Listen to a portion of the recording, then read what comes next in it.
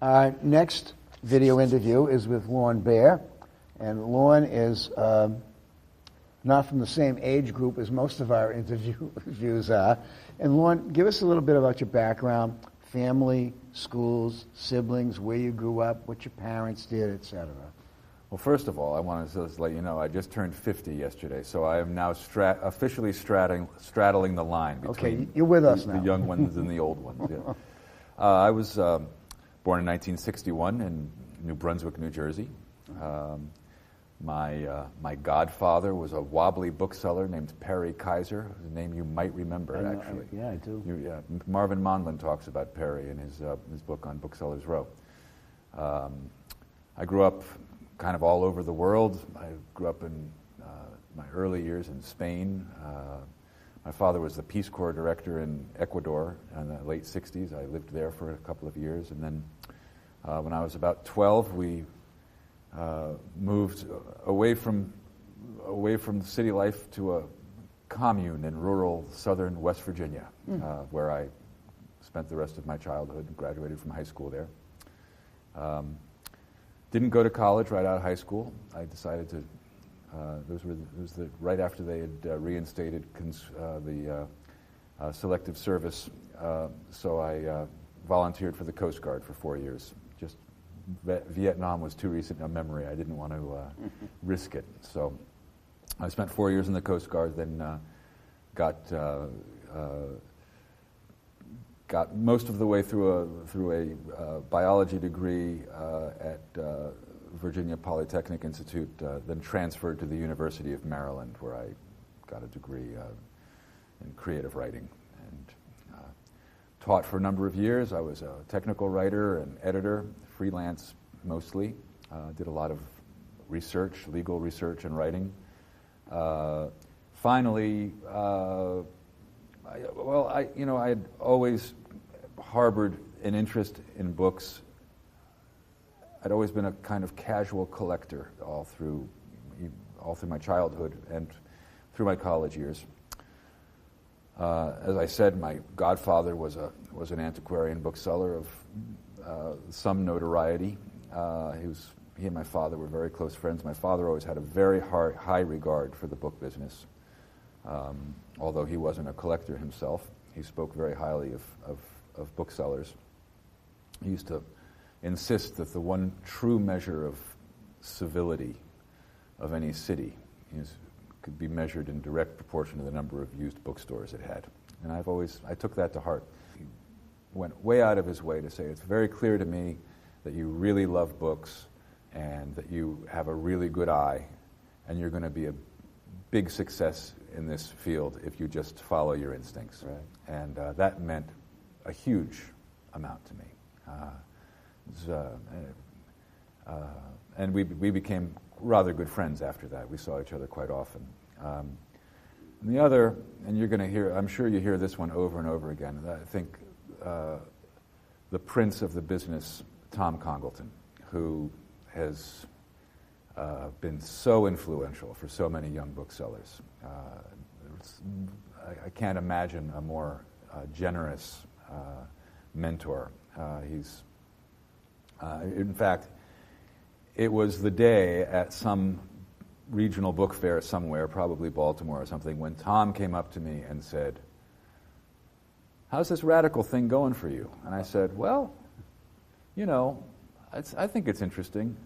And Tom said, "I think it's really interesting." It's when I chose to close my shop and do it. Really? I made the decision just right like there. That. Yeah. Wow. And he was right. It is really interesting, and he's been a huge source of support. There have been many others, obviously, yeah. and but those are the two that stand out. You bet. To stand out for you. Yeah. When you ran your shop, was it a well attended? Did people come to it, or was it just a place where you hung out and hoped? It was actually a very vibrant place. We had a coffee shop and a bookstore. We sold everything from antiquarian Americana to art remainders. We had a modest section of collectible books, a lot of good scholarly used books. And because of the coffee house and because of the remainders, frankly, we got a lot of traffic. And it was a very popular place. I still have people coming up to me years later saying, I just miss your store so much. Of course, they never came in when I was open. But, of course.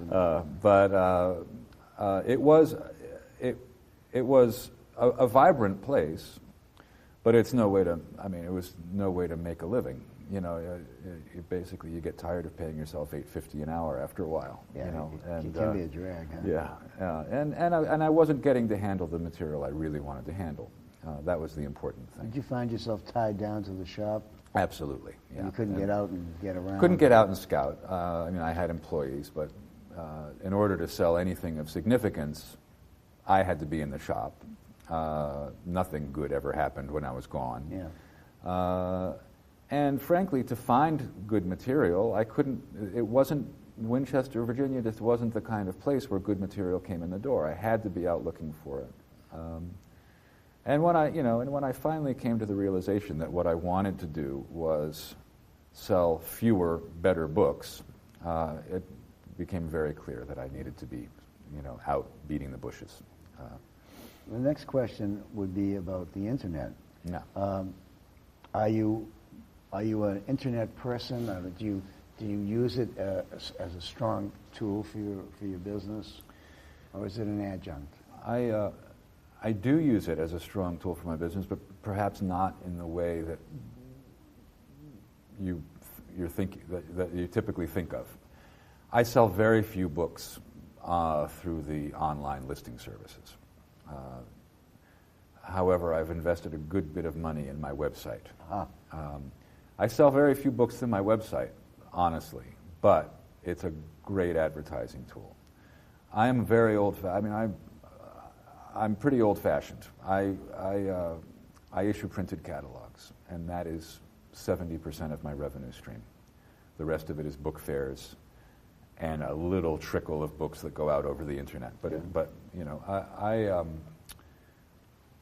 I've found, because my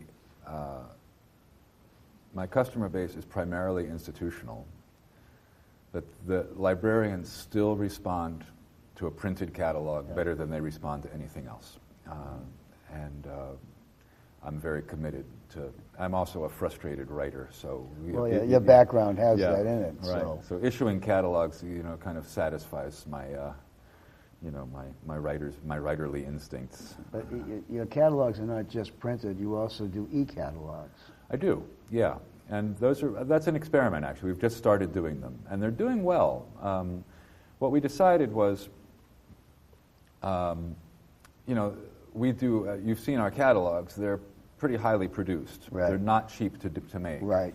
So there has to be a sort of minimum dollar value in those catalogs to make economic sense to print one. So we've settled on doing 4 a year, with the idea that there's going to be a minimum of about $150,000 in inventory up in a printed catalog, which leaves gaps, so we fill those gaps with very focused, single subject e-catalogs, which keep our name fresh in front of people, right. and I think can be really interesting to look at. We just did one titled Unpleasant White People, which was all right-wing movements and racism and anti-Semitism. It did phenomenally well. And we've got one coming up that's going to be on narcotics and the underworld, another one, focused strictly on radical juvenile titles. Another one will be radical songbooks and sheet music. So that's kind of how we fill the space. And it's mostly, it's for cash flow to some degree, but it's mostly to keep our name alive in front of people and to remind them, A, that this is the kind of stuff we buy, and B, this is the kind of stuff we sell.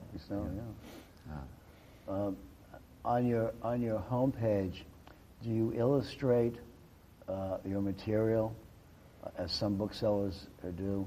Sure do. Because your kind of material lends itself to being sold quicker if someone can take a look at it.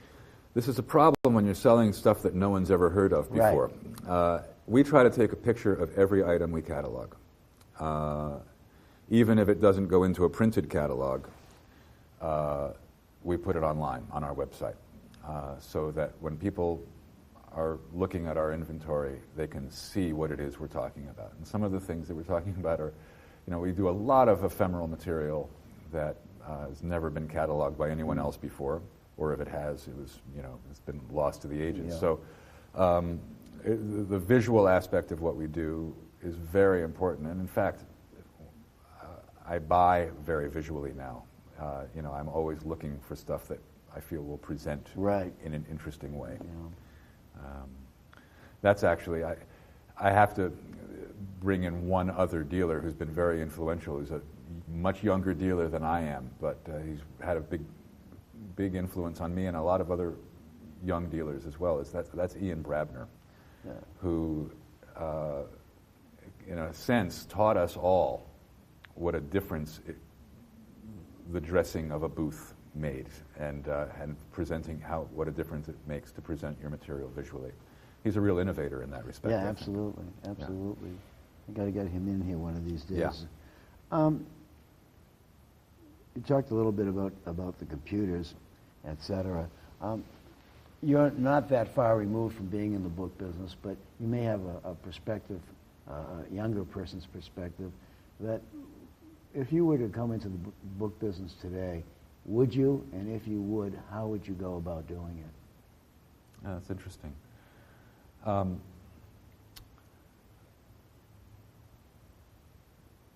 I think the answer to the first question, would I, is that people who are drawn to this trade are drawn to it inexorably. They can't be talked out of it. I think that some of them fail at it and leave it, but I think that there's no way you would talk me out of doing what I do, even now. It's gotten harder, as we all know. I think that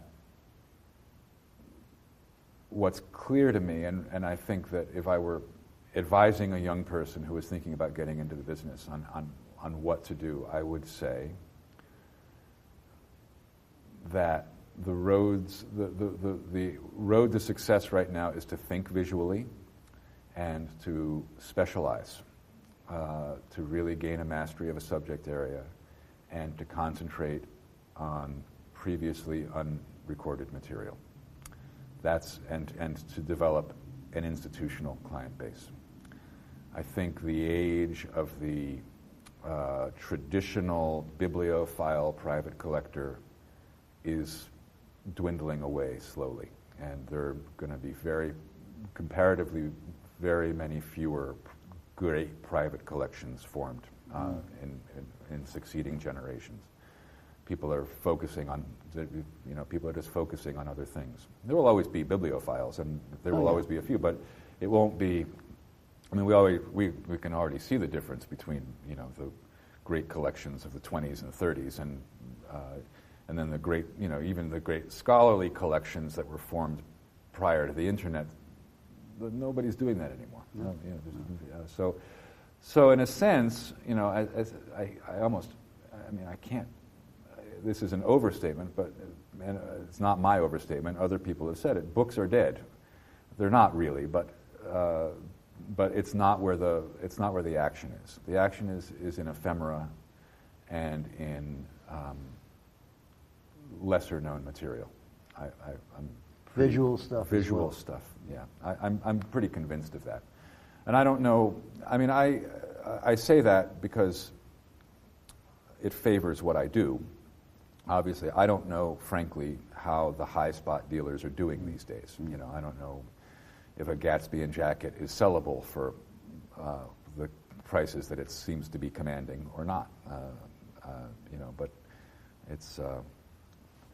it doesn't look to me like that is a sustainable path right now. So I advise young people, and I teach at the Colorado Book Seminar. So I do advise young people coming into the trade to specialize and concentrate on developing institutional sales.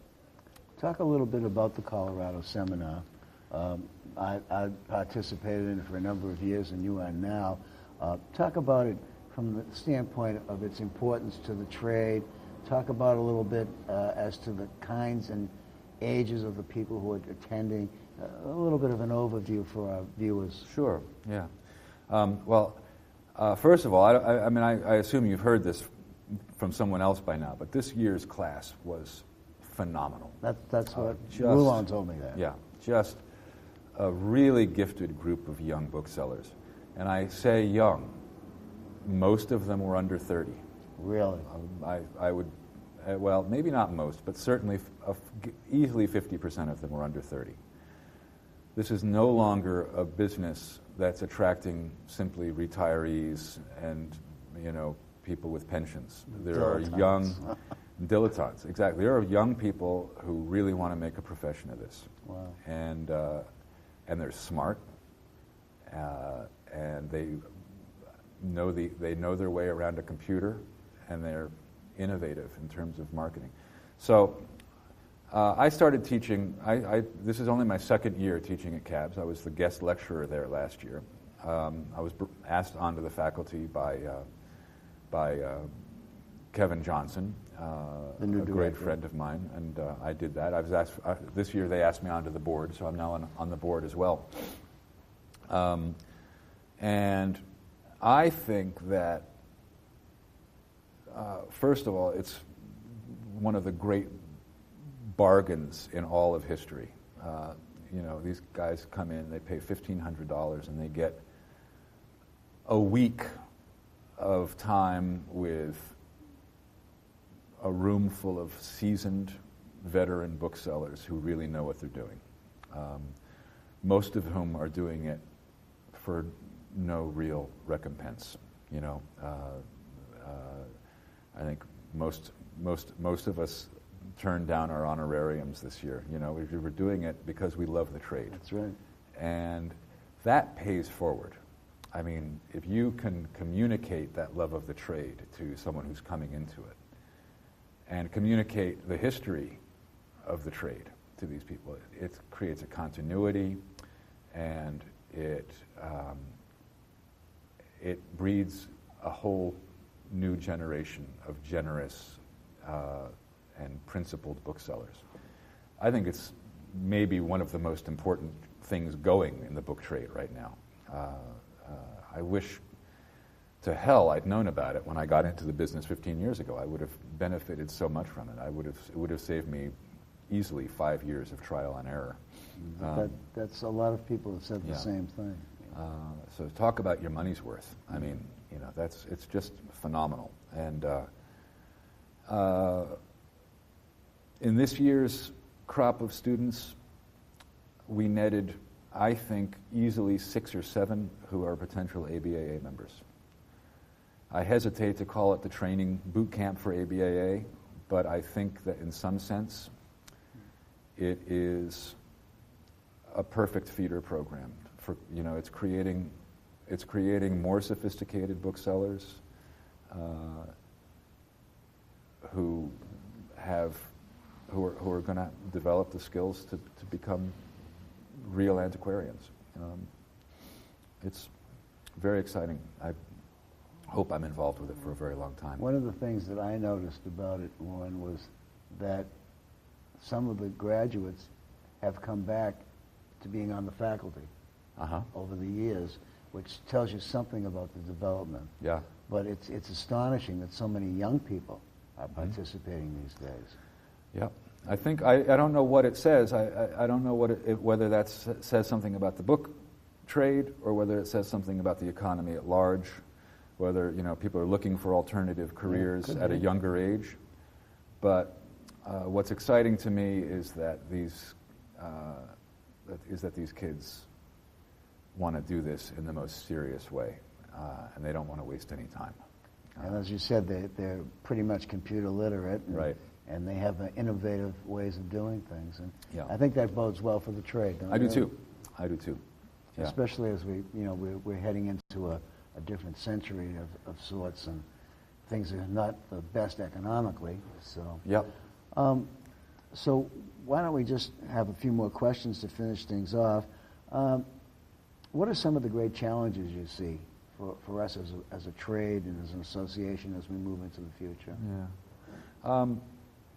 Well, clearly, our biggest challenge is just loss of a customer base. I don't know what the landscape's going to look like in 20 years. People are going to lose a hands-on acquaintance with the physical book. It's not going to become the primary way that people get information. So even